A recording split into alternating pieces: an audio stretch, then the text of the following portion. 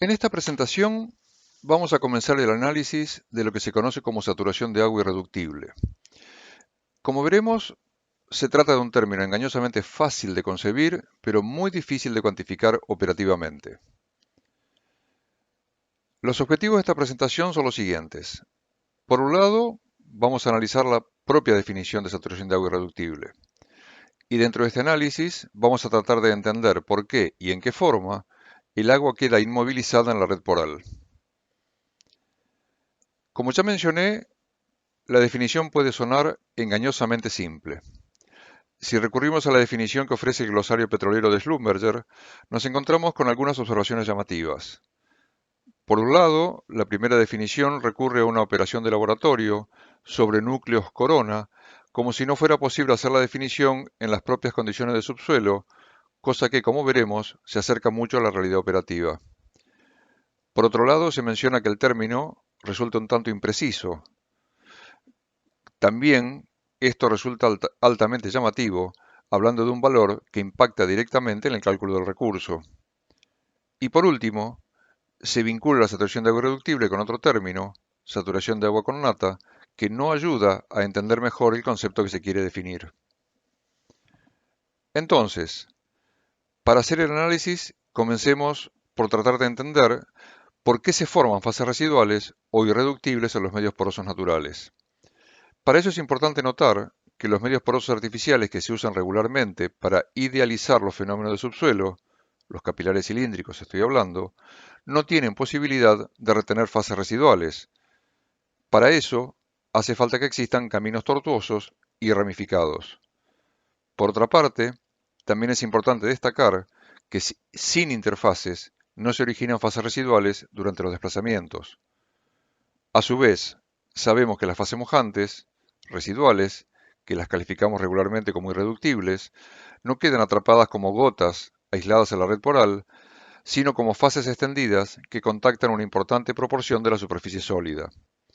Y para entender justamente cómo se distribuye el agua cuando alcanza las condiciones de fase irreductible, vamos a tratar de diferenciar entre dos términos que en las interpretaciones sencillas se suelen usar como indicadores del mismo fenómeno, el ángulo de contacto y la curvatura de la interfase. La diferencia entre el significado y el impacto de estas dos variables puede entenderse con ayuda de modelos muy simples. Lo que estamos viendo es un capilar inmerso parcialmente en agua, donde ya se ha alcanzado, como hemos visto en videos anteriores, el equilibrio entre el tirón capilar y las fuerzas gravitatorias. Las fuerzas capilares están esquematizadas como vectores que actúan en el contacto de ambos fluidos, agua-aire, dando lugar a una fuerza neta correspondiente a la proyección de la fuerza total sobre un eje vertical con respecto al que la tensión interfacial forma un ángulo determinado, justamente identificado como ángulo de contacto en estos fenómenos capilares.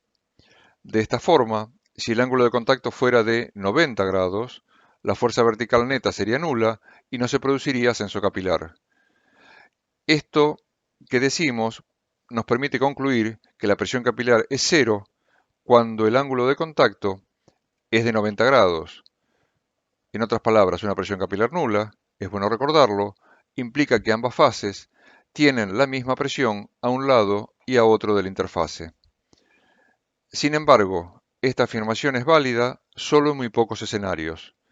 Alcanza con imaginar un capilar cónico, en el que también asumimos un ángulo de contacto de 90 grados, para darnos cuenta que ahora las fuerzas capilares tienen una resultante neta en el sentido vertical, que lleva incluso a que se produzca el fenómeno de descenso capilar en la interfase agua-aire, tal como se observa en la figura. Este análisis nos permite extraer una primera conclusión relevante. En los fenómenos capilares se habla de ángulos de contacto y de radio de curvatura, pero no son términos equivalentes. El ángulo de contacto sirve para caracterizar la afinidad de los fluidos con el soporte sólido, en tanto que el radio de curvatura es una medida de la energía puesta en juego en la interfase. Y ambos términos pueden usarse para hacer referencia a fenómenos equivalentes solo en geometrías muy simples. En medios porosos reales, las curvaturas, vinculadas a las presiones de las fases en contacto, se equilibran y los ángulos de contacto que muestran solo consecuencias geométricas de lo anterior, se reacomodan adecuadamente. Pero retrocedamos un poco más. Veamos con más profundidad por qué se forman interfaces. En realidad todo deriva de las afinidades intermoleculares entre compuestos con moléculas de muy diferente composición y o comportamiento, lo que habitualmente resumimos como polaridad diferente. Cuando eso ocurre, las moléculas de cada fluido forman un sistema más estable cuando están rodeadas por moléculas del mismo fluido. Detrás de ese agrupamiento molecular selectivo, lo que ocurre es que los sistemas multicomponentes tienden a evolucionar en el sentido de minimizar la energía del sistema. En consecuencia, si se quiere aumentar la superficie de contacto entre fluidos invisibles, hay que aportar energía externa bajo la forma ya sea de agitación mecánica, incremento de presión o agregado de otras afinidades que compitan con las que ya estaban presentes en el sistema. Podemos hacer algunas cuentas para estimar de cuánta energía estamos hablando. En ausencia de gravedad, 10 centímetros cúbicos de agua adoptan espontáneamente la forma de una esfera con un radio de 1,34 centímetros. Teniendo en cuenta la tensión superficial del agua, eso pone en juego una energía superficial equivalente a unos 1570 ergios, algo más de la 10 milésima parte de un joule. Pero, si con esos mismos 10 centímetros cúbicos de agua se genera una niebla con gotas de un micrón de radio, obtenemos más de 2 billones de gotitas, cuya energía superficial ahora es de más de 2 joules. Esa es casi la misma energía que se necesita para elevar los 10 centímetros cúbicos de agua originales a una altura de aproximadamente 20 metros. Estos cálculos dan valores similares a los de la energía que se pone en juego al dispersar 10 centímetros cúbicos de agua, bajo la forma de saturación de agua irreductible, en un núcleo corona de laboratorio con una permeabilidad cercana a 1 milidarcy. En vista de estos resultados, cabe preguntar ¿de dónde proviene la energía que se pone de manifiesto en el ascenso o descenso capilar con respecto al nivel de agua libre? Esto lo responderemos en una próxima presentación, pero por ahora basta mencionar que los fenómenos capilares que calificamos de espontáneos requieren que incorporemos una red poral al sistema de fluidos. Llegó entonces el momento de aplicar estos análisis para entender cómo se distribuye el agua que llamamos irreductible en los sistemas porales.